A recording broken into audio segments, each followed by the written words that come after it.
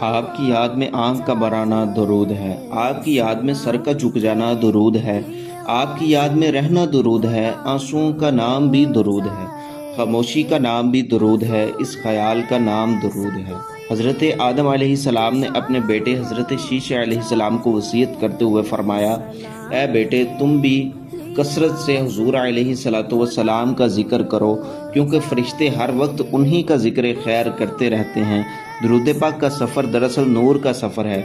ایسا نور جو آپ کو اپنے حصار میں لے لیتا ہے اور اس نور سے ملواتا ہے جس نور کی پہچان کے لیے آپ پیدا کیے گئے ہیں۔ اگر کوئی آپ سے پوچھے کہ آپ کی زندگی کے سب سے قیمتی لمحات کون سے ہیں، تو آپ کا جواب ہونا چاہیے وہ وقت